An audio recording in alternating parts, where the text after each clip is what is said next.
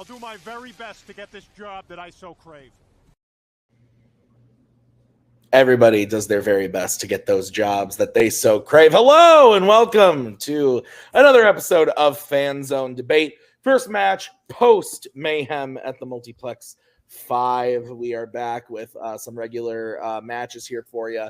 And we got a good one for you. The next few weeks, we're going to be looking at some debut matches. We've got some people debuting.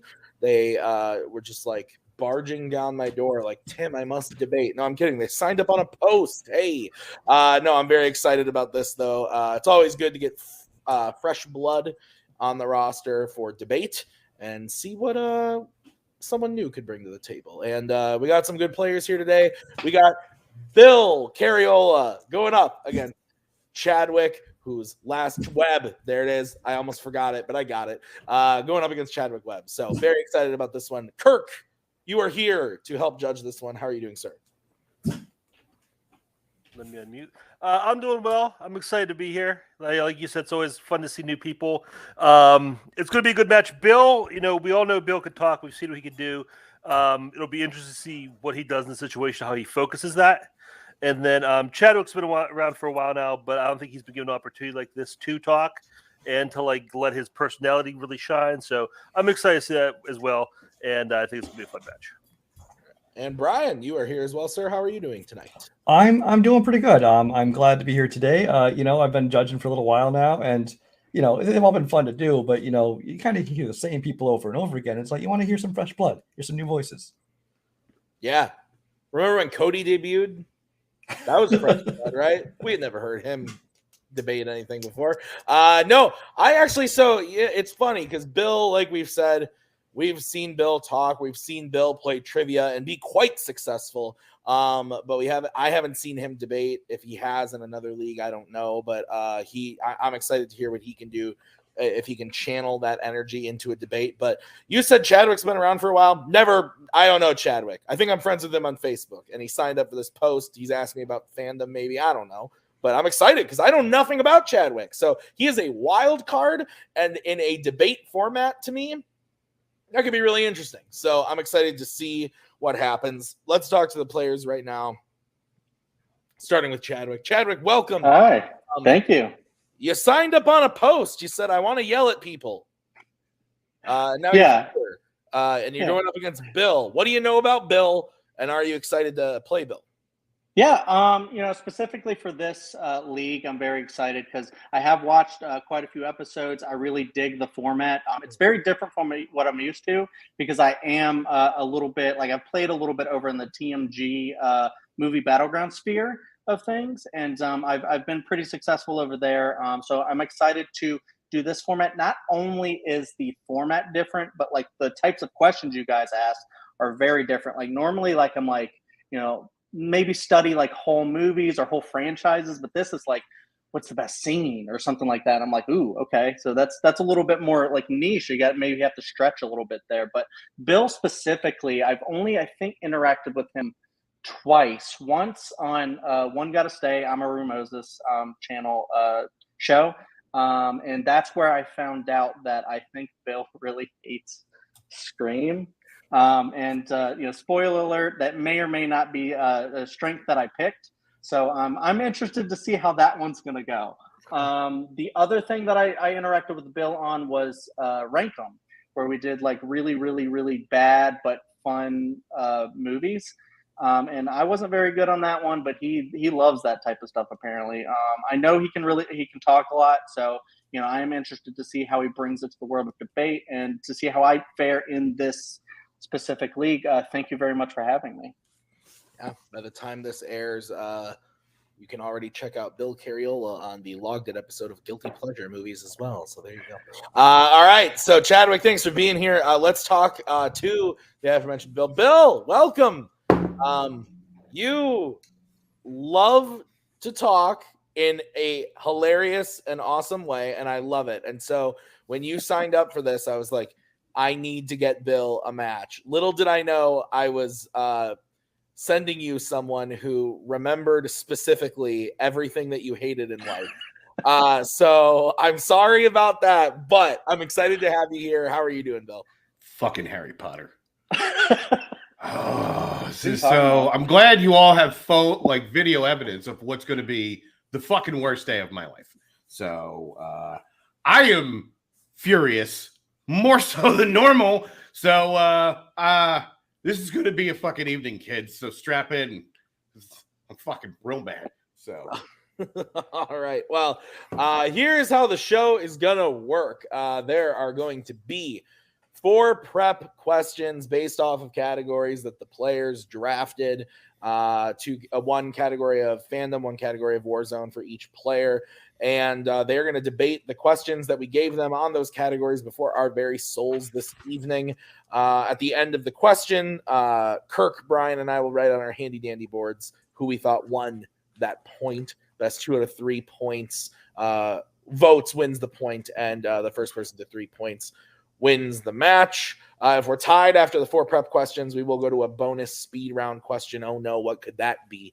We'll have to wait and find out. So, gentlemen, any questions as we get into this match? Nope. All right. Well, in the immortal words of Bill Cariola, let's kick this pig.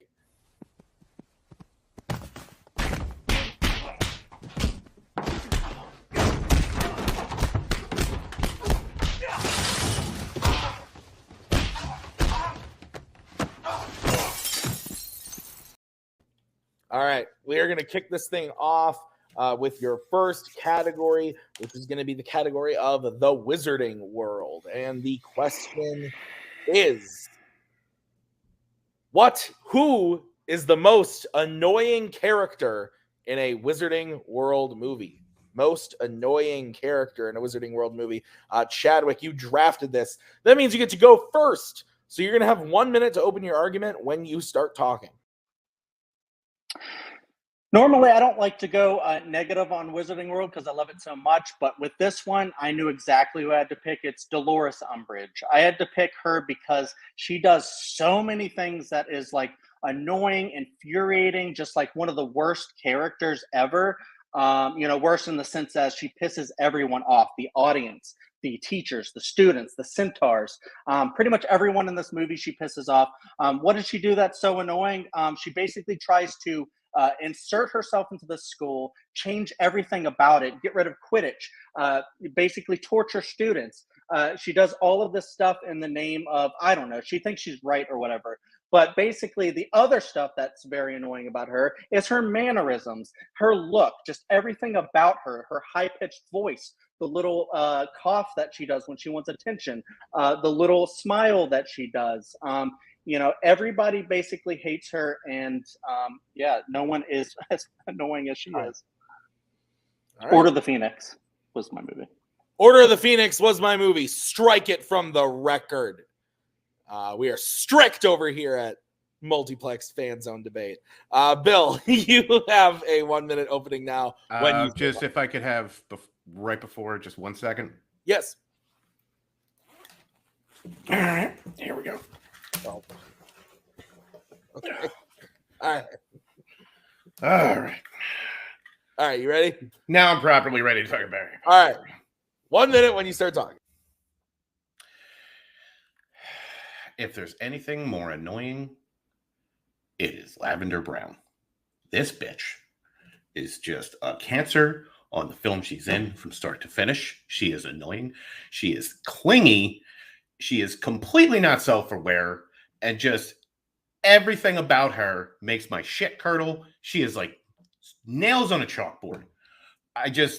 It's rare I see somebody not named Miles Teller I want to punch in the face as much as this kid. Fuck, do I hate this kid. I don't need the whole time. This kid's annoying. All right. About 25 seconds. It's fine. Come on. What do you got against Miles Teller? Okay. He's a hate the face guy, just like this bitch is. That's fair. All right. 5 minute free form. When one of you starts talking, don't talk over each other, or I will come in and beat you with this. It's your category, Cupcake. All right. Absolutely. Bill, I got to say, I don't understand the choice. I know some people don't really like Lavender Brown, but I think she's a very underrated character. To me, she's like not annoying like at all. She's just a girl in school who wants to, basically be in love, be loved. She's so supportive of Ron Weasley. She supports him at Quidditch. She goes to the hospital when he's sick. She's just always there for him. Honestly, I think the way she's treated in Half-Blood Prince is more annoying to me because Ron basically goes and acts like a player. He's like, I could take her or leave her. Maybe we'll be together, maybe not. And then Hermione, she just wants Ron so bad that she just really just never gives Lavender a chance. And as horrible as they are to her, I love her arc within the franchise because at the end of the franchise, she dies for everyone. She dies for the school, for Hogwarts, and honestly, I think Lavender is a great character. Actually, I know, but you're wrong because Okay. she's not. She's clingy. She's annoying. And that whole thing about him going up the house. The only reason why she's there is because everyone else is there and she's trying to show up her mind. All right. This is a petty, vapid, insipid little girl. She's 16 years old. She should have more of a head on her shoulders than she doesn't. Do you know how fucked up you got to be as an individual for Hermione, the most level-headed person in this whole series, to take fucking 2 all-time dunks on you?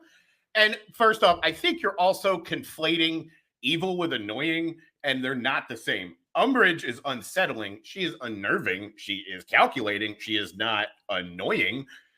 Like, evil is not annoying. Those are just, like, you fucking baloney can't be a Coke, and evil can't be annoying. That's just how that works. I'm sorry, I don't make the rules, but that's how fucking life is.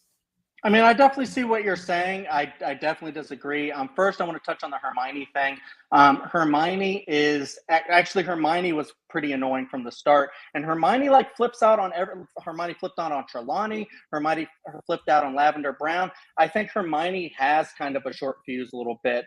To go back on the Dolores Umbridge stuff, yeah, she's evil. I understand that. She is definitely, annoying though, because not just because of the evil things that she does, but she pisses off everybody in the movie. She's anger-inducing, not annoying. Yes. Infuriating means very annoying, and that's exactly what it is. So, what she is.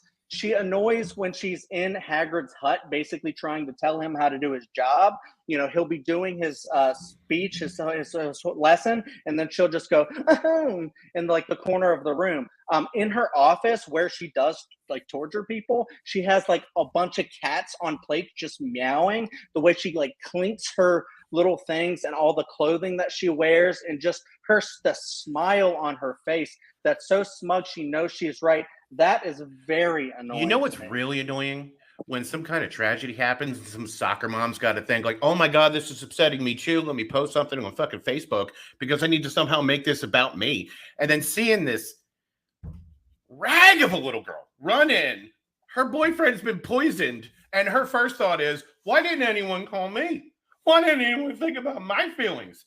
And fucking come on, man. How detached from reality are you? Now, here's the thing about Umbridge. At least, like Brown, she has an arc over this. Hermione has an arc. Lavender is the Peter Venkman of this fucking universe where she is static and just annoying from stuff. I'm not saying Venkman's annoying, by the way. I'm just saying Venkman is the same person at the beginning of Ghostbusters as he at the end. And the same thing with Lavender.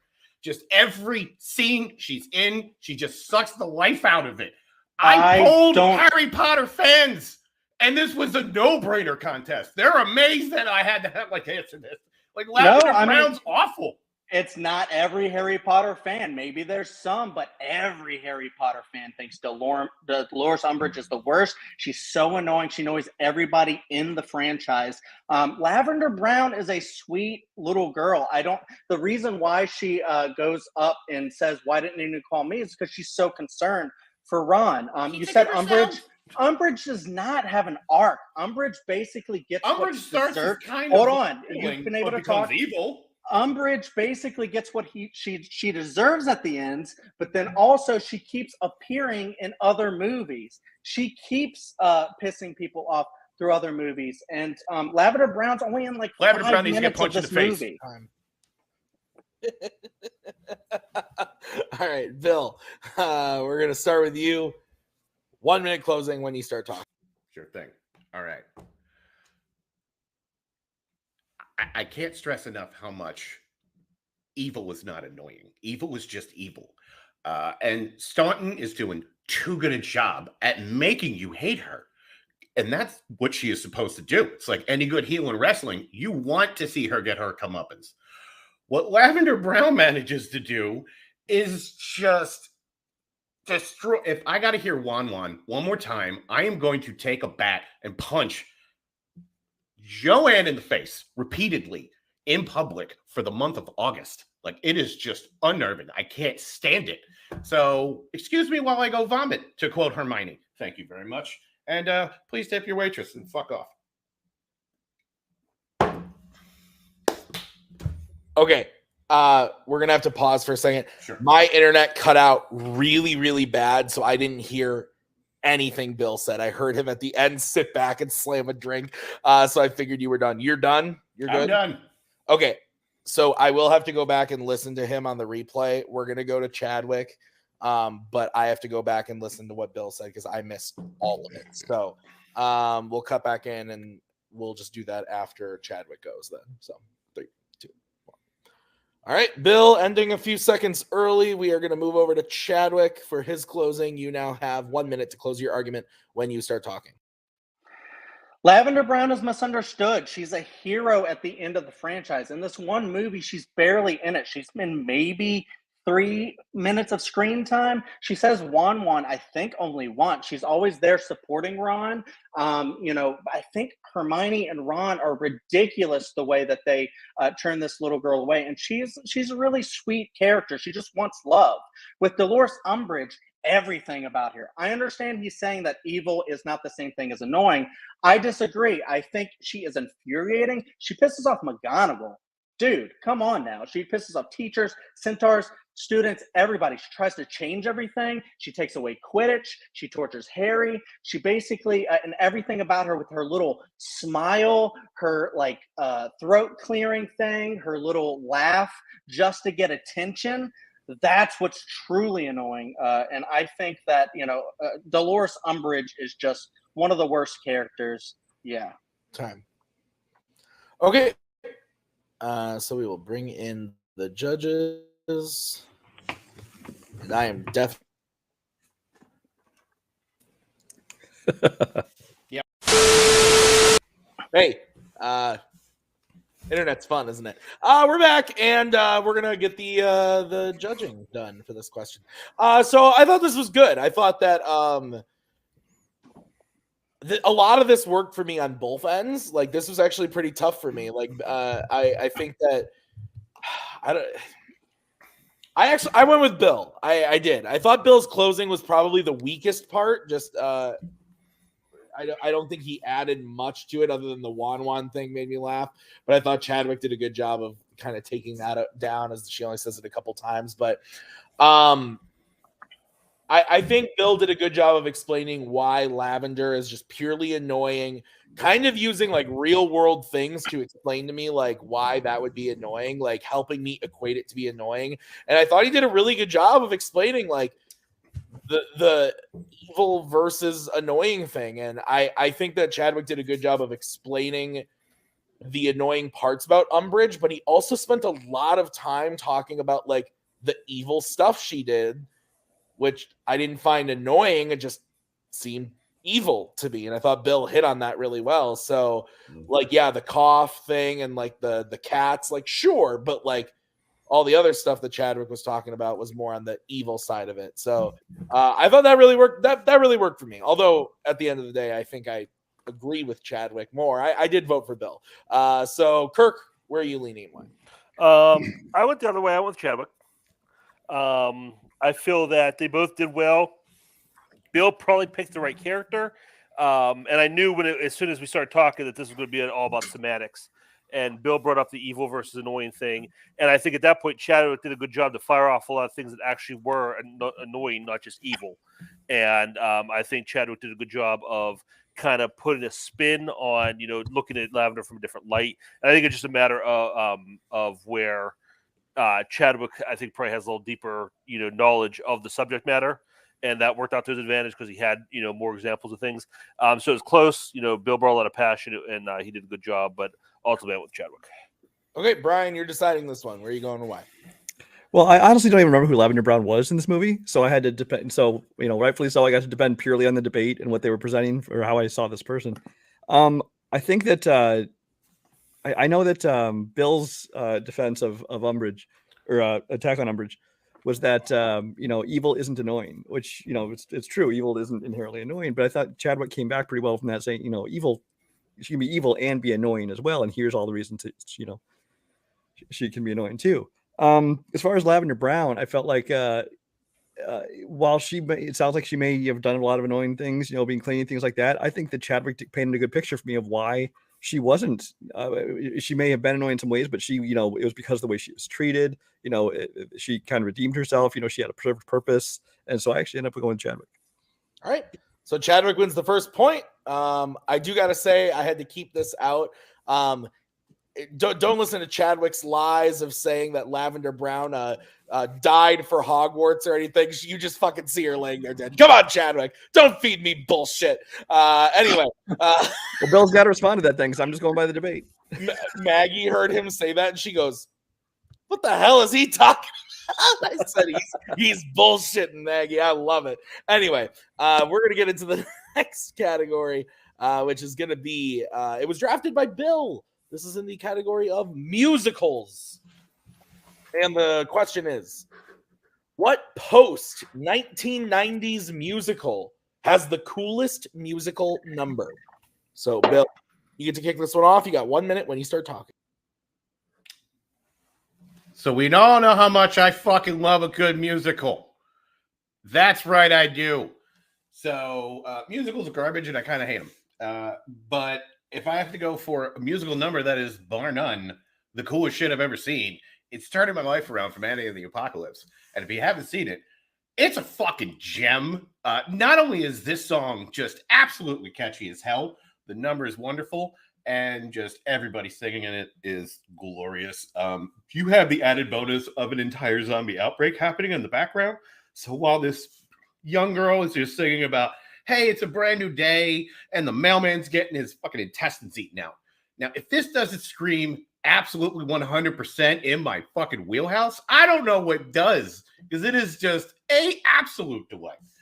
And you'll be humming it for so long afterwards. It's just a real good time, and it's bloody as hell, and I can't believe I didn't think of it already. It's that good. Time.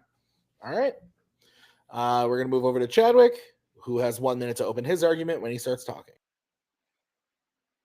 All right, I had to put on the shades for this one. For coolest musical number, I had to go with from West Side Story 2021.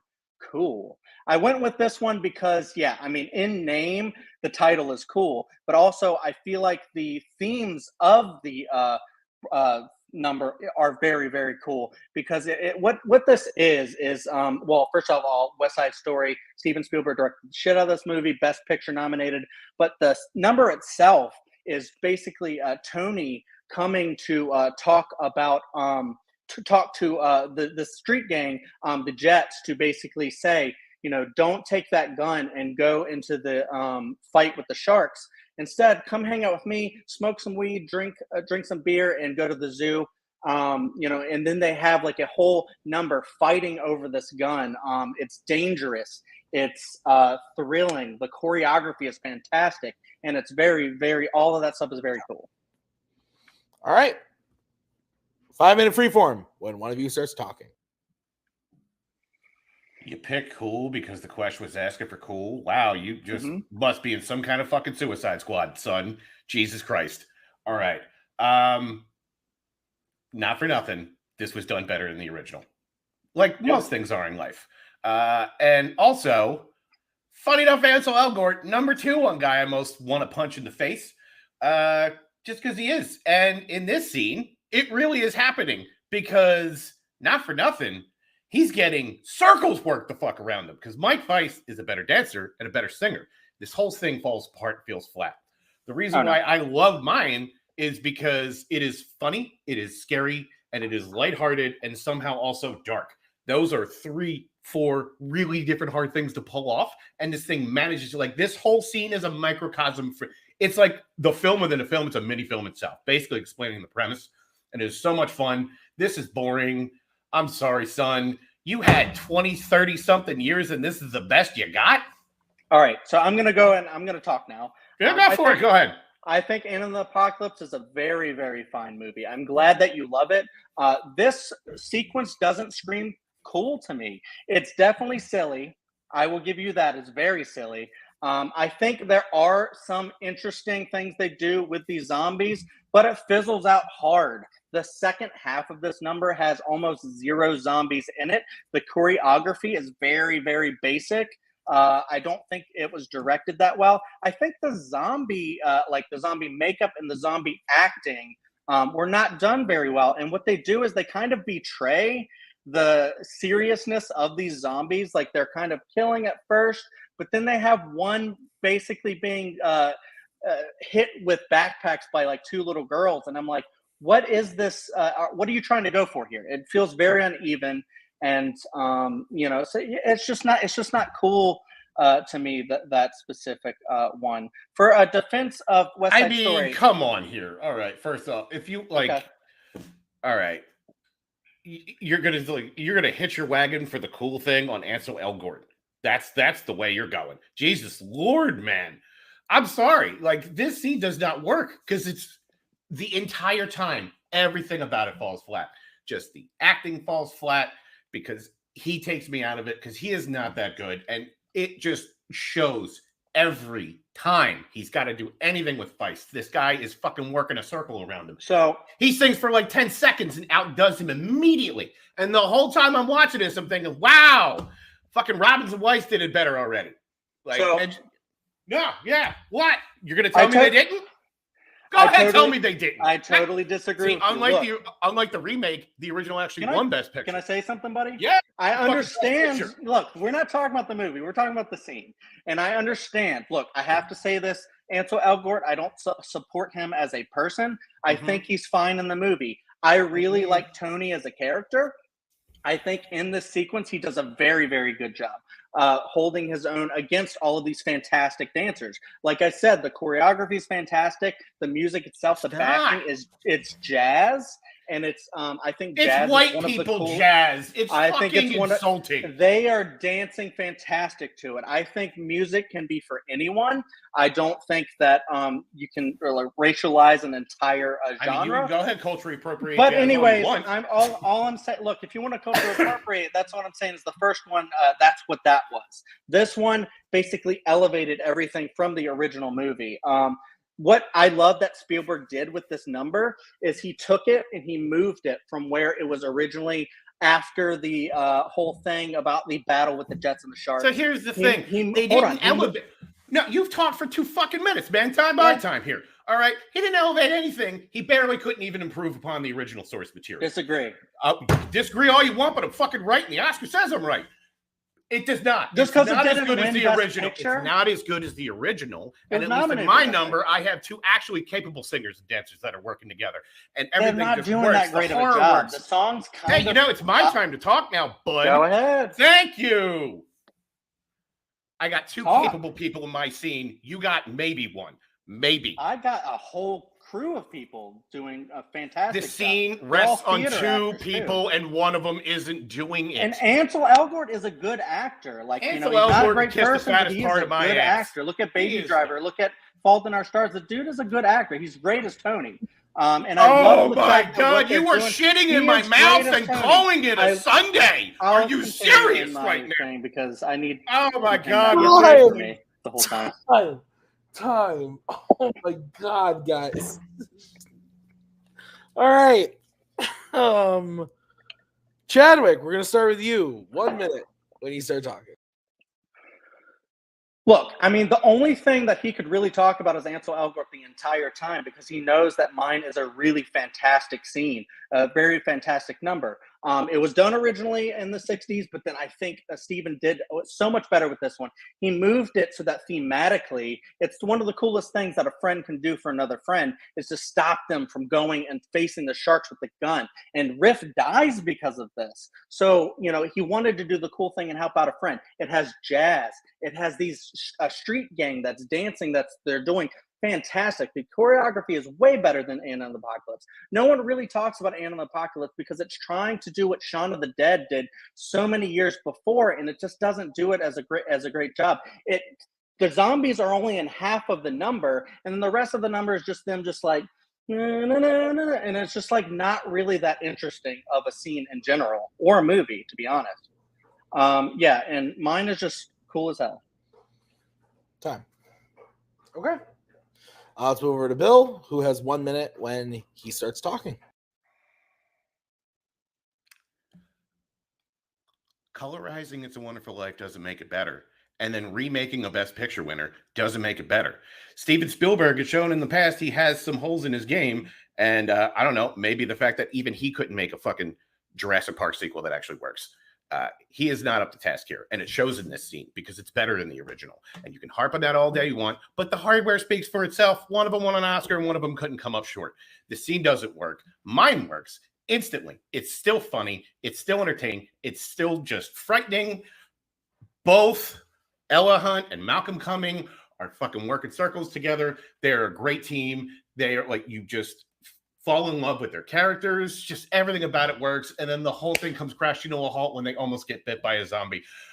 Nothing is not improved with zombies added in. It's fucking great. I am not wrong about this. This movie's a delight, and if you don't think so, you're dead inside. Also, just the original was better. Original was better. Strike it from the record. Okay, we're gonna bring in the judges. All right.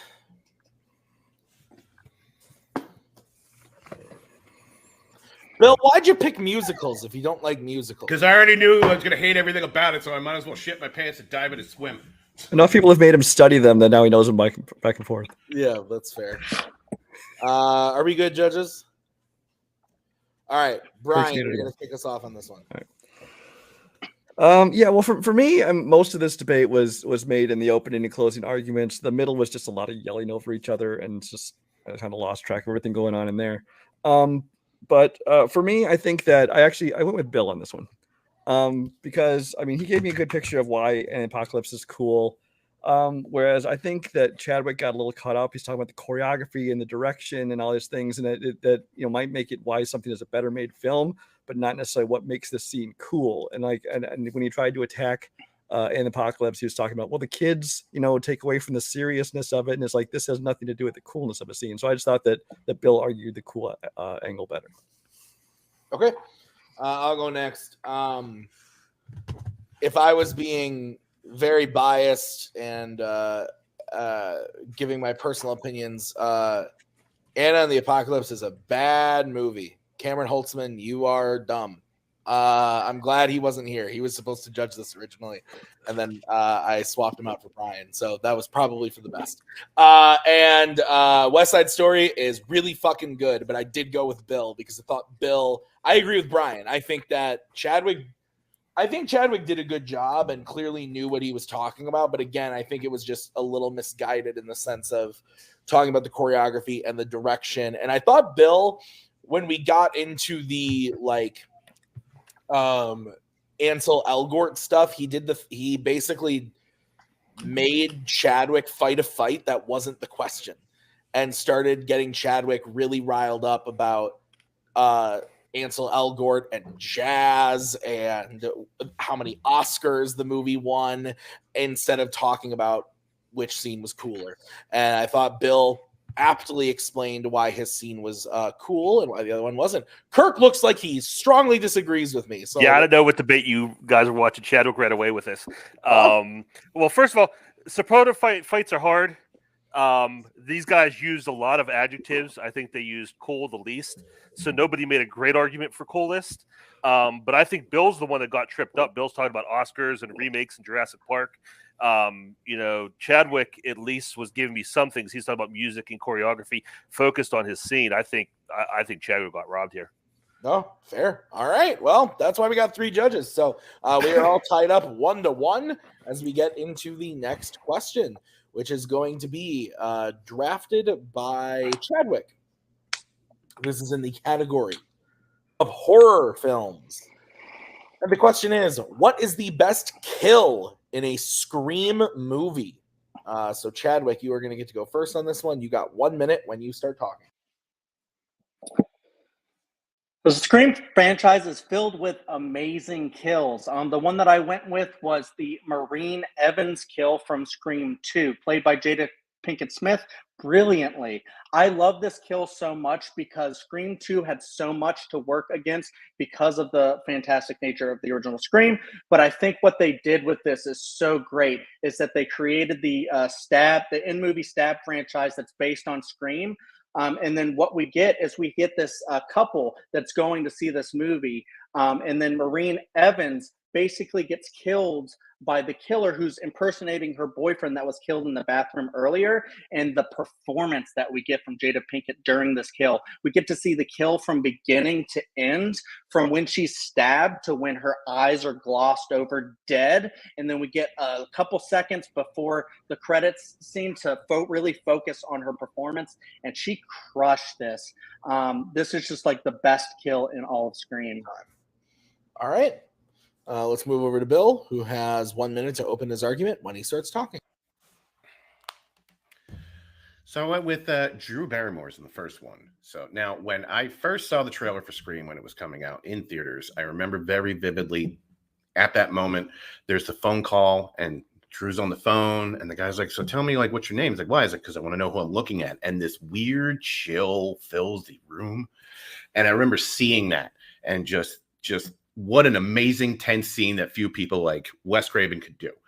Just the tension just keeps on escalating, and it's this just diabolical cat and mouse, and then just the absolute kill comes in, and then this series takes a shit for the next 5 films because they fucking suck, and I hate this franchise. So it was kind of a downhill slope after this one. I think it's probably why I look so finely on this moment, and what a fantastic scene it is.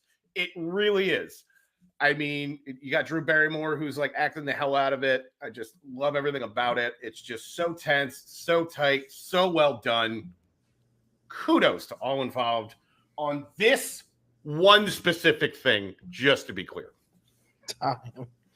All right. 5-minute free form when one of you starts talking. Well, I mean, like, we definitely differ on our love for Scream. That's okay. Bill can think what he thinks. I agree with you, Bill. I think this is a great scene. Obviously, it's the classic one. However, honestly, the scene is great. I think the kill is probably the least interesting thing about it. I think the cat and mouse stuff that you're talking about, like the phone conversations, are very interesting, but you never actually really see this kill actually happen. You see her get stabbed quite a few times. And then you get to see her hanging from a tree. You don't get to see the light actually leave her eyes. And that's what I love about the Scream 2 kill, is because she plays this out, man. She goes up on the stage. She's in this packed theater. I think it sets stakes for the killer just being so bold to basically kill in front of all these people. I love what it says about horror fans. So and here's the thing about horror, and I'm gonna chime in now. Sure. There's one trope I hate more than anything else, and there's a lot. It's kill the fucking black people first. So in all of this franchise, you went with the most racist shit in it. You went with this one. This whole scene is terrible, and I hate it. It's contrived. First off, you explain, if you want to throw out all my other stuff, then we got to throw out all your other stuff. Because you were just like, oh, well, all the cat and mouse stuff, and then, yeah, like, here we go, but we got to get rid of that. And then I got to do the same with yours. So if we just look at the microcosm of the actual kill, it's just she gets stabbed in the theater, and the whole thing is mean. She's written terribly. The scene is terrible. She is coded to be annoying and awful, and you're supposed to be happy when she dies. And I am not a fan of that. That is just me. I have no stakes if I want to see this person go. I don't want to see Casey get killed because I'm actually invested in her story. Like, I'm actually invested in that little story. Go ahead. No, Chief, it's your shot. Go ahead. Nobody's happy when Marine gets killed. I don't know where that's coming from. I think the scene is acted incredibly. And I'm not saying get rid of everything in your scene. I think it's just the question is not what's the best scene. It's what's the best actual kill. I do think the scene stuff does pepper it up. And I love that my kill, right when she's getting killed, includes your kill. It's a reenactment of your kill played by Heather Graham in the background. That's in the background while she's being killed. She gets stabbed and she has like this slow crawl, kind of like yours, but a little bit different, slow crawl to the stage. But I love how the camera focuses on her the entire time until she collapses dead on the stage. She has like two phases. She collapses and then collapses dead. And then her eyes are glossed over, and it's so creepy. The camera lingers on her for like 2 or 3 seconds until Scream 2 comes up. It's fantastic. Before I let you talk, I just want to throw in the counterpoint about the black people being killed. Actually, the movie's basically saying that black people in general, or African Americans, I should say, in general, are not really represented in horror, and that's actually what they're trying to say is we're representing people now. And I think getting an actress of the quality of Jada Pinkett Smith in there to perform this was a great choice to basically have Scream 2 be as great as it is. Well, first off, it's also considered one of the weakest ones, and it's upon reappraisal. By who? Dude, my time. Thank you. Go ahead. All right, cool. I let you fucking go on. Lots of people, especially for this. It's not representation if you're just going to do the same shit that's been happening for decades, but that's besides the point. And you even said it yourself. They're emulating my scene. That's how good my scene was. Like, your scene is just trying to ape it and not doing a very good job of that, too, because it's still not close. And here's the thing, and this is why it was so good in the first one, is because when everyone went into that theater, we were all like, oh, my God, well, here we go. Well, here's Drew Barrymore. Here's the star of the film. Holy fuck, they killed her in 5 minutes. Where are we going from here? Granted, it drove off a cliff and went nowhere because this whole fucking series is horse shit. But that whole scene, front to back, was fantastic. And it was so good, they decided to try to do it again, just made it a little more racist and not as pleasant. I'm sorry. There's nothing I like about Scream 2, especially that whole front scene. Everything about it is just mean and nasty, and I don't like it. Mayan was very well done. Constantly raising the stake. It's constantly escalating. I think we have the phone call, then we have the boyfriend getting tortured, and then we have her trying to get away, and then have her trying to run. I mean, I'm sorry, you're not topping it. I think the iconic nature of your entire scene. I'll talk in my time. Okay. Bill, we're going to start with you. You have 1 minute when you start talking. I mean, you know you did something right if your next movie has to basically try over again. But they're not getting it done. I mean, he even said it. Like, it was so classic and iconic, they had to do it again. But not a fan of like racist tropes, and I'm also not a fan of characters written poorly, just like Jada Pinkett was. And I don't like anything about it because it's just mean and nasty and awful. And at least in my scene, which I still say is the best thing about this whole fucking franchise, because it's dog shit awful, but it's pitch perfect. It's just a great escalation. It's just like tension. You feel it all throughout. This guy is just playing mind games with this poor girl, and you're rooting for her. And then the surprise of the century, they knock out this person who was all over the commercials and the art and everything, who we could have swore like this was going to be the main person, and this movie pulls the rug out from under you. That's what makes this kill so impressive. It completely set everything off. And you did not know what to expect, and what to expect was dog shit garbage. All right. We're going to move over to Chadwick, who has 1 minute when he starts talking. I mean, Bill's trying to rest on like the iconic nature of Scream. the marketing of the original movie, but like it loses something as it goes on. As you know, that she dies in the movie. The filmmaking of it is not that great. When it actually gets to the kill, the slow motion is kind of corny, and then it does that little like early 2000s like Saw thing that happens that feels very dated nowadays.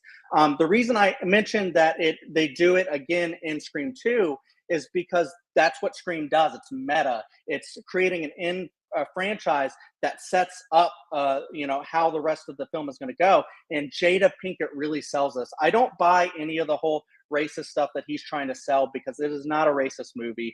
Jada Pinkett is respected in this movie. She has one of the best kills. No, sorry, the best kill in all of the Scream franchise, and she acts it. And you get to actually see the actual kill. You don't really get to see that in the original Scream. Time. Okay. So we will bring in the judges. All right. Do we have our picks? I'm ready. Judges? Okay. Kirk, you're going to kick this one off. All right. I will Chadwick. I think I've been there before in Bill's shoes before. I've made the mistake of letting my personal disdain for a topic overwhelm my arguments. And I think that's what happened here. I think Bill just hates Scream too much to see this clearly. I think Chadwick did a really good job of focusing on the kill. Bill talked a lot about the iconicness of the scene and the idea of Drew Barrymore.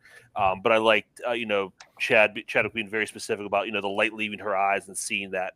I think he just painted a much stronger picture of what made his kill better than Bill did. All right. Brian, you're going next. Yeah, Bill did a good job of explaining why his is, was the most surprising and shocking death. With Drew Barrymore, because like you said, she was supposed to be, the star of the movie and it might be more iconic. I went with Chadwick as well, though.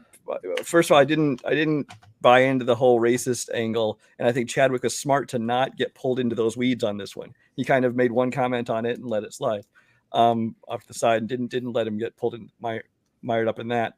But I mean, when he described how his, it kind of embraces the meta aspect of the Scream movies, because the people watching the film and they watched her get stabbed and didn't even realize it was real at first, and just how you get to watch her die on stage, and they all, basically cheering at the end. So I thought he did a good job of describing why his was better. Yeah, Chadwick wins the point. Then I also went with Chadwick. Pretty much, you guys summed it up. I thought Bill did a good job. Again, if this was best scene or best most surprising moment or iconic opening of a horror movie or something, anything like that, I think Bill did a really good job of explaining why his scene is a good, great scene. But as a whole, I think Chadwick just did a better job overall of why the kill itself works in the franchise, works in the movie. Great performance. Everything. I thought he just did an overall way better job on this one, but I thought Bill did great nonetheless. So especially for something that he hates oh so dearly. So which, Bill, I love you, but I don't understand. I like those movies. Well, actually 3 sucks, but everything else I like. Anyway, we're gonna take out the judges and we're gonna move on to the final prep question because this is the 4th one. Can I get one quick pause? Just want to grab a drink. Yeah. Okay.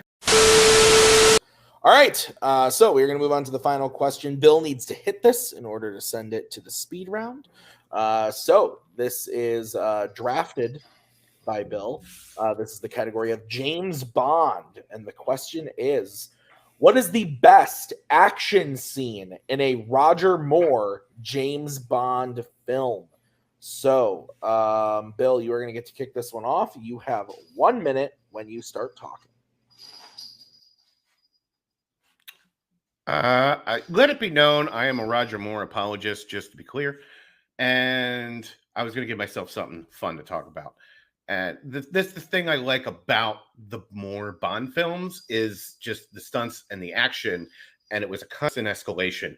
And I think it perfectly peaked in the plane jump from Moonraker. Now, if you haven't seen this, it's an incredible scene. Basically, Bond gets thrown out of a plane without a parachute and has to have a mid-air dogfight with a guy to get one. And also Jaws shows up, and it is just one of the coolest things I've ever seen. it is just like so insane because this is before special effect. This is before like CGI. So they literally had to jump out of a plane, literally with no parachute, literally like film this. And it is one of the craziest stunts probably ever done.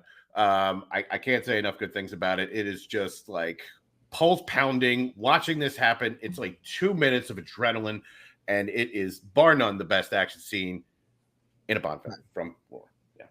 Okay. I'll move over to Chadwick. You have 1 minute, sir, when you start talking. Well, for mine, I went with another really great one that I think is the best. It is the Union Jack parachute jump from The Spy Who Loved Me. I think that one is great because I think it encapsulates what Roger Moore actually most feels like. It's very silly, but it's also pretty damn badass. I love that it starts out with the James, I need you.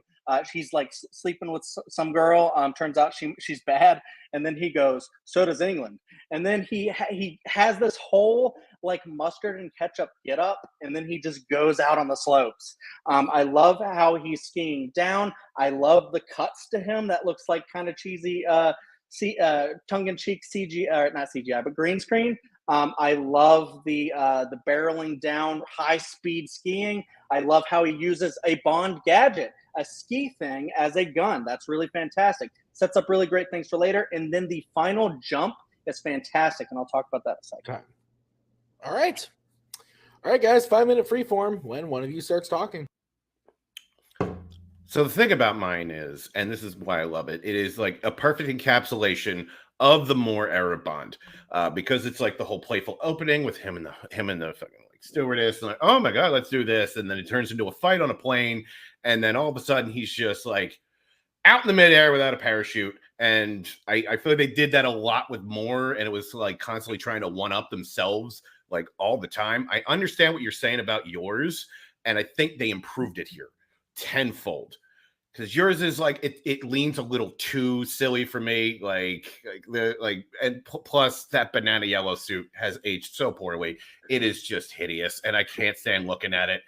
And that's why I like mine. Like, yeah, it's barely goofy, but it leans more into the all right. This is the situation, man. It's very dire. Not to mention, my scene has Jaws, who's like the fucking greatest Bond villain probably ever, and everything is improved once Jaws shows up. That is just my opinion.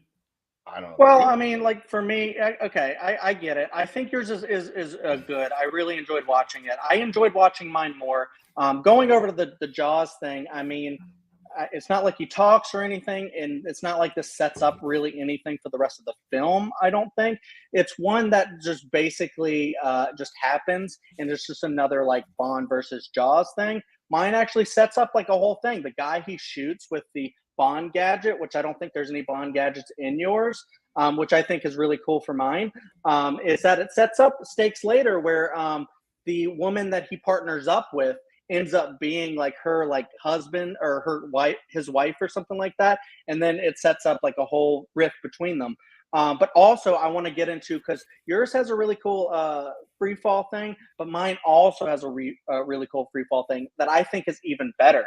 And the reason why I think mine is better after all the really cool ski stuff is because you actually get everything in camera. You just get him jumping up a thing, falling. You're like, is he gonna make it? I don't know. And then like all of a sudden the parachute opens up.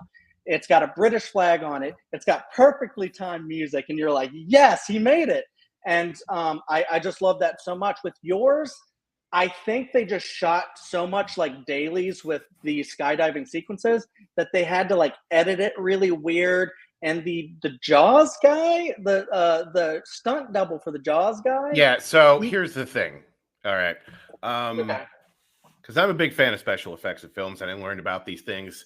Okay. Well, it's impressive. They had to get yours. They got yours in one shot because they had to get it in one shot because that's the only way they could get it. In mine, they literally had to invent a new type of parachute that did not exist on the planet Earth. When they sketched this whole thing out, and they were like, okay, we need a parachute that actually hides under clothes. Does that exist? They're like, no, we got to make one. And they literally made it. And they could only shoot this in 5-minute increments, and they had to get creative in the editing, and they had to get creative with like the whole process and planning. Took 3 weeks to do, and it shows. This is glorious craftsmanship on the screen here of we have to make this look as believable as possible. And here are the roadblocks that are in the way. These guys literally embedded it. How many times has this scene been aped in films now ever since? A lot. They literally just did the whole same thing in Black Widow of jumping out without a parachute. This has been done to death now, and we have this movie to thank for it. While yours is okay, mine is the next logical evolution and why the scene works as well as it does. And it's just so great. Not to mention, Josh shows up for the whole rest of the fucking film. What are you talking about? He's like, of course it leads to this. I'm talking about your scene specifically. Yeah, no, he does. It leads to Jaws in the whole film. He is fighting him throughout the whole film, but that has nothing to do with anything. You can throw that in there all you want. The point is, the whole thing is amazing. It is just, could be taught in a class on how to do an action scene front to back. Yeah, great. Yeah, I love that you love it. I think from a technical standpoint, you have a point. Like if it's groundbreaking, it's groundbreaking and has some stuff they invented. That's really cool. I don't think that they brought it all together that well. I think the way it is edited kind of just throws you off when you want to have a brilliant skydiving sequence like that. You want to have it to where it's more fluid. I feel like it's so choppy all over the damn place. And not to mention, like I said, the Jaws stunt double looks nothing like Jaws. So I'm like, wait a second, how many people are even in the air? I can't even tell what's going on. The Bond stunt double looks nothing like Bond. Exactly. That's what I'm saying. No, in yours, it doesn't look like him at all. And you can see it. He's wearing like a hat and a mask and all this stuff. It's way less noticeable. I think mine also is really silly. And I think that's a strength. Yours is an appetizer. Mine is a filet mignon. That's how that works. All right. Chadwick, we're going to start with you. You got 1 minute to close your argument when you start talking. I know Bill's trying to say well, this was the first one. It set the standard, but I think it's been done better. If you have to cut all of these dailies and actually make to bring a scene together, I think they did a great job with a lot of the technicals, but actually bring it together in a perfectly edited scene. I do not think this is. I think everything with mine perfectly encapsulates Roger Moore, the 70s. It's got the 70s music as he's barreling down. He does a cool 180 twist, shoots a guy, keeps on skiing. He does his jump. He nails it with the parachute. You get the perfectly timed everything.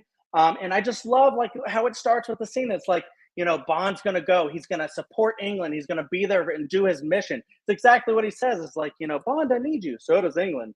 I just love all of the tongue-in-cheek nature of it.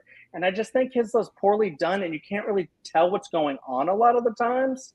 And yeah, the stunt double for Jaws, I'm like, wait, is that supposed to be Jaws? That didn't look like him at all. All right, we're going to move over to Bill, who has 1 minute to close his argument when he starts talking. You did something right when films that are getting made in 2019 and 2020 are still copying what you're doing. And that's how I know the jump without a parachute scene works. It is really awesome. The fact that they had to create all the equipment, they had to invent specific parachutes to pull this off. And the fact that they had to shoot all of this film and they managed to make it all work. And it looks believable from start to finish. And while the other one is okay, it's fine. It rests on a one-note joke and that's it. It's up, here's the flag and that's it.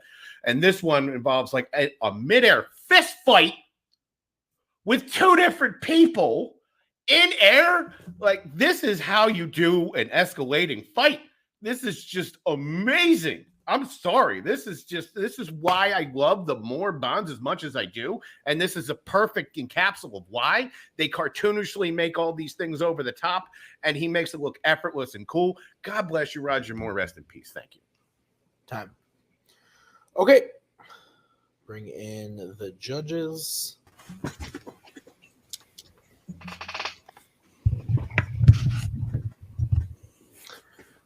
Okay.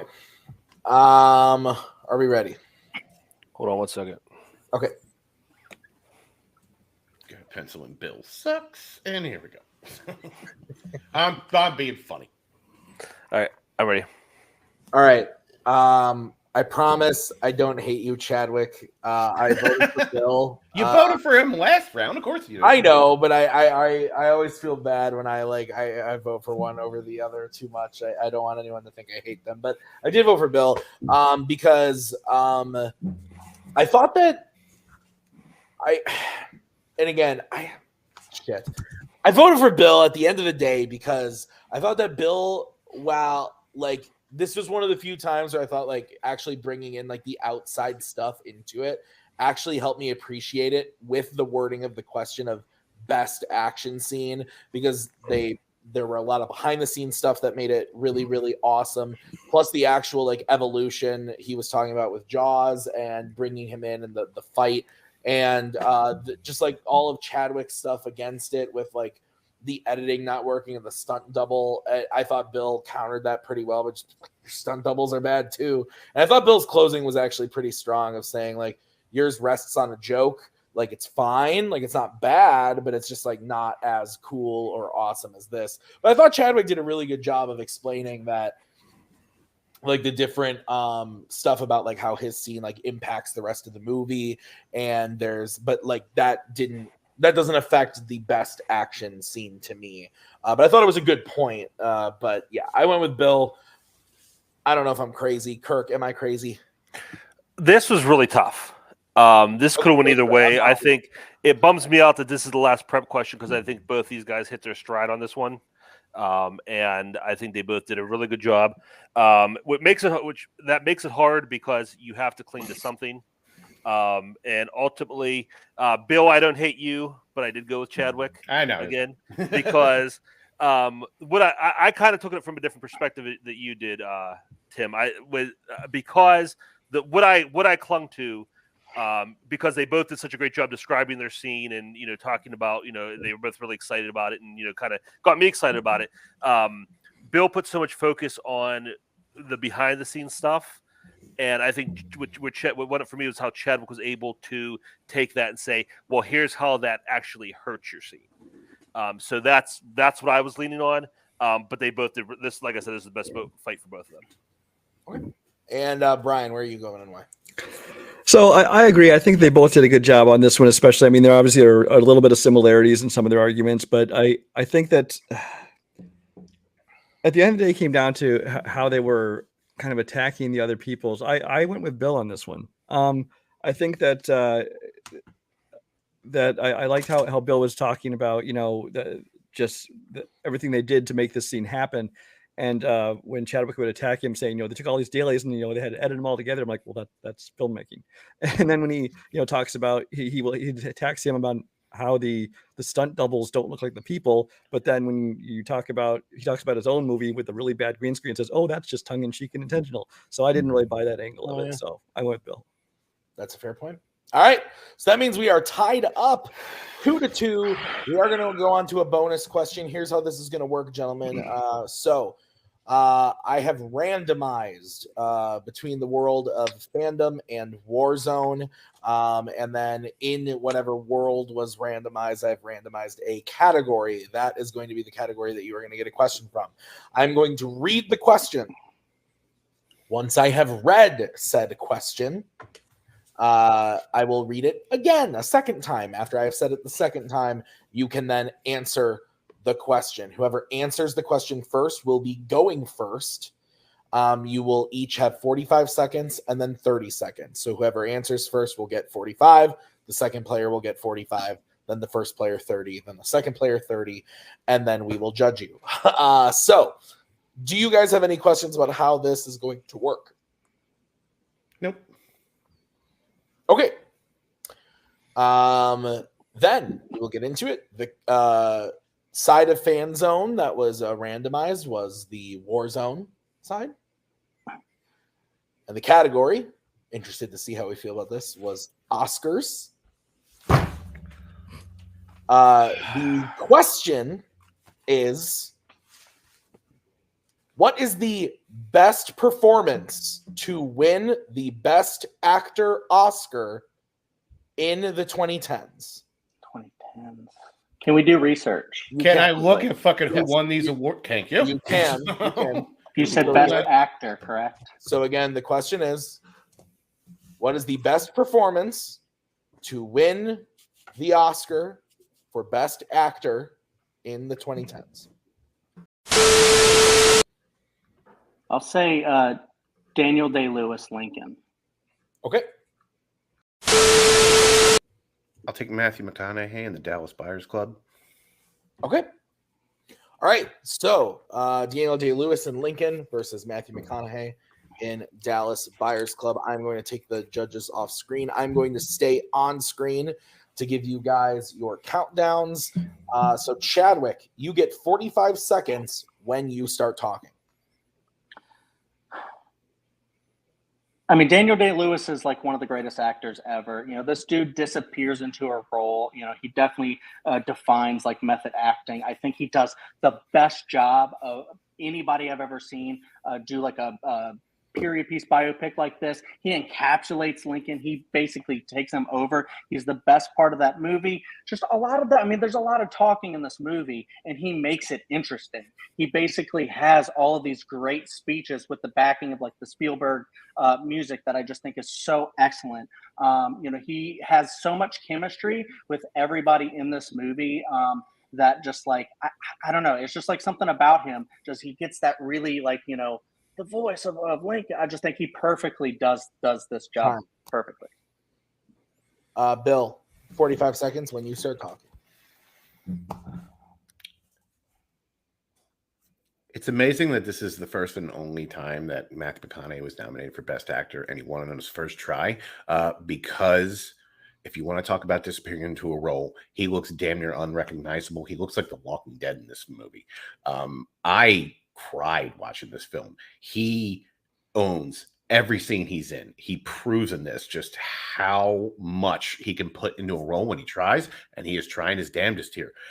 It is just so emotional. He is so good. He made walking sack of sentient garbage Jared Leto actually compel, like somebody I actually felt sorry for. That is not an easy thing to do. That is when you know you're bringing your A game. It is just a wonderful story. He earned every inch of that Oscar that he got in this one, bar none. Time. All right, Chadwick, 30 seconds. I mean, I just think Jared Leto basically does what Daniel Day does in that movie. He just gets lost in that role and just outshines Matthew McConaughey in every scene that I've seen. And he was the one that was talked about in that the most, you know, even though Matthew did win the Oscar. But Daniel Day he disappears in this role. You know, he just works off of everybody. So, and then he also brings everybody up in that movie as well. You know, all of the side actors and stuff. And it's just, I've never seen a performance like that. It's so brilliant. He was Lincoln in that role, in that movie. All right, Bill, 30 seconds. At no point in time did I forget I was watching Daniel Day-Lewis play Lincoln. The whole time I was like, wow, Daniel Day-Lewis is doing a really good job playing Lincoln. The entire time watching Dallas Buyers Club, I'm like, are we sure that's actually Matthew McConaughey sometimes? Because he looks completely just destroyed. And what an awesome job he does in this. It is heartbreaking to watch. When you can get me to cry and like actually just like be upset at what you're doing, that's how I know you're doing a good job, because I am dead inside. And my God, I cry my eyes out for this man. Oh boy. Okay. Well, that was pretty good.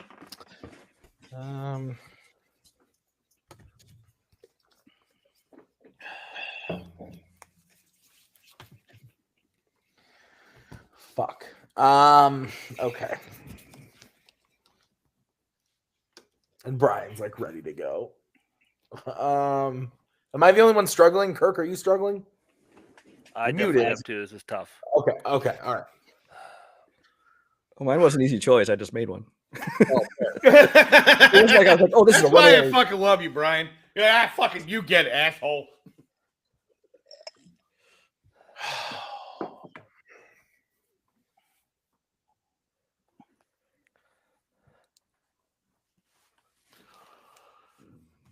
Okay.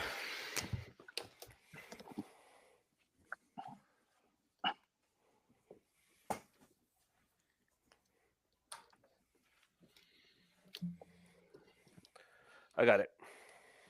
Yeah, I think I do. I'm not 100% sure that I do, but Brian, we're going to start with you. Well, I first say I like that Bill stayed true to himself and used a little of what little time he had to trash on Jared Leto, because you got to have a little Bill has to always be trashing something in his debates. So I respect that. I also liked everything you said about how Matthew is unrecognizable and how is really doing a good job acting. I did go with Chadwick though, because I thought that he did better in what little time he had of explaining to me how he just became Lincoln. He was Lincoln. He convinced you that it was him, and how he also elevated everybody else in the cast along with him. I agree and disagree with Brian. The reason this was so tough with me is because their points just like kept canceling each other out for me. So Chadwick says that that Daniel Day is unrecognizable as Lincoln. Then Bill says Matthew McConaughey is just completely transformed himself into this character, and you don't see that it's him. Okay, those kind of cancel each other out. And Bill makes a point while shitting on Jared Leto, saying he even made me care about Jared Leto, which means he elevated a bad actor into a good actor. But then Chadwick talked about Daniel Day elevating everybody else in Lincoln. And so the thing that I ended up clinging with, and again, I swear to God, I don't hate you, Chadwick, is the reason I went with Bill at the end of the day was because there were all those things canceling each other out. And then Bill was able to explain to me in a very short amount of time, but yet very concisely, how this performance was not only great because of the transformation and everything, but it created an emotional response that caused something. And I didn't really hear anything like that from Chadwick about the Lincoln performance, other than that he's amazing in the movie. He transformed himself, but that's it, and he elevated people, but that's it. There was nothing outside of just he's really good in the movie. Whereas Matthew McConaughey was able to create an emotional experience. And I think that's important. And that was the one like big differing thing that I heard. This was really fucking tough. This was, to me, this was rough in that way. So Kirk, you get to decide this one. Where are you going? I hate you guys. I really wish you just would. I'm sorry, buddy. Yeah, this is really tough because same thing you said, Tim. I mean, they're punches back and forth, and it was neck and neck. Again, especially in a short round like this, you have to cling to something. And I think one person was more focused on the performance, and Bill, when it counted, you got the vote. I went with you. And the reason, and again, I hate to hang up on something so minute, but you have to in a round like this.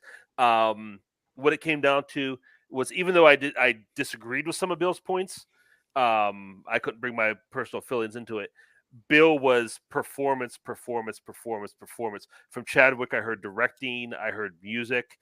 So the fact that he got off that track a little bit, Bill directed him to the Jared Leto thing. I think Bill just, when they, when like Tim said, the points were kind of the same. Bill just hammered it home a little bit more for me than Chadwick did. So had to go with him on that one. All right. Well, that means your winner is Bill Cariola. So we are going to go into post-match interviews. We're going to kick it off with Chadwick. Chadwick, really great job. Like I said, I don't want you to think I hate you. I don't. I thought you did really, really great, and I would love to see you back in Fanzone debate, because I think that you're very talented. You did a really, really great job here. And I can't stress enough how well I think you did. How are you feeling about the performance overall? Yeah, I mean, I definitely wanted to win in like my first like debut, whatever, in this league. I like the league. I like the questions. Actually, playing was like way different than watching. Go figure. But like the questions, I think, are very interesting. They're just different than what I'm used to. I think it's very interesting that Bill won like his strengths and I won mine. Yeah. So I think that's really interesting. And when it came down to it, I agree with everything you guys said. With the what do you call it, the speed round? I think it was a very tight one, and I tried, but it's one of those things where I'm like, maybe if I should have just said, oh, and Abraham Lincoln made me cry in that movie, and maybe I would have got the point. But that being said, Bill is who he is. He's passionate. He says what's on his mind, and never change Bill. It was really fun facing him. Definitely congratulations to him. I would be very excited to return. Now that I have the experience of fighting these specific kinds of questions, I can kind of like maybe adapt to what people want to hear more and like, change up my arguments a little bit. But yeah, I thought I did a pretty great job. And thank you for having me. This was fun. Yeah, absolutely. We really appreciate you being on the show, and I would love to have you back. Great job today, Chadwick. And let's move over to our winner, Bill Cariola. Bill, great job tonight. You won your debut match. You had a couple questions there that were very, very close to me, and you eked it out. And now you are going to move on to your next opponent. How are you feeling about this matchup? Glad it's over. I'm glad I don't have to do any fucking Harry Potter scream fucking horseshit anymore. I'm going to cleanse my palate of this nonsense. I'm going to get a beer. I'm going to sit by my TV. I'm going to watch Brain Smash or A Love Story because I need to watch something with some class. So, yes! We go. Terry Hatcher and Andrew Cliff. Fuck, let's do it! Yeah. That's how I am. How are you? It's 10 o'clock. I should probably keep it down a little bit. I definitely woke up some neighbor kid.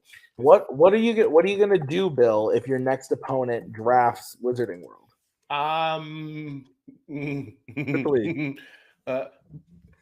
Just to be clear, I will be blocking a lot of people on all social media after this moment, just for my own safety. Do what I did the last time. Call one of my best friends and his wife, because they love Harry Potter, and ask one of my Harry Potter fans, like, hey, fucking explain to me what fucking Patronus means. Is that like patchouli or something? All right, Bill. Well, you are going to be moving on to the next I know. one. I'm actually crazy. Can you believe that? I fucking never thought I'd live this long. So, that's fair. Yeah. You're going to be moving on to the next match to play somebody that we totally know who won this match that aired a couple weeks ago. Like, of course, we've already shot it and everything. Like, we know who you're playing because you're going to play either Brooklyn Vale or Tanner Hansen, and we know which one of them won. So, but just humor me, Bill. Which one of them would you rather play? I mean, Brooklyn's my friend. I don't know who Tanner is. Is that the Umbop guy? All right, sounds good.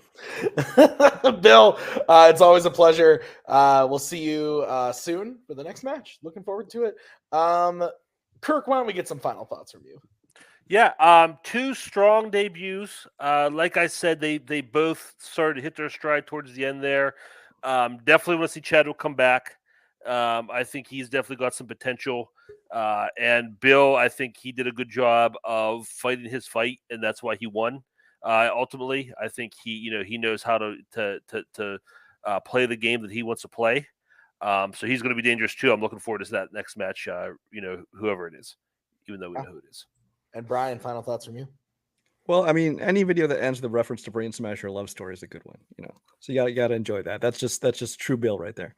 But yeah, I mean, I agree with everything you guys said. I think that, like you said, I think they hit their stride more like as it went on. I think that has to do with just debut matches and anything, because like especially when they got to that the last couple rounds, they hit their stride, and I think part of that's because they started, instead of interrupting each other and talking over each other and arguing, they're like actually forming their own separate arguments and actually working that way. And I thought that worked very well for them. Yeah. All right. Well, that's going to do it for us today at Fanzone Debate. Be sure to check out some other matches coming up next week, or 2 weeks from now, rather. We are going to have Adelaide Spence is returning to the ring to go against Joe Farrelly. And then we're going to see all these debut people that we've seen over the last 8 weeks or so come back to play each other. So that's going to be fun. And then we've got a lot of fun stuff. So I'm just really looking forward to it. Thank you guys for watching. Thank you to Brian and Kirk. And thank you to Chadwick and Bill. We will see you guys real soon with the next match. Until then, have a good one. There we go. Thank you very much. Please come again. We have a lot more groceries.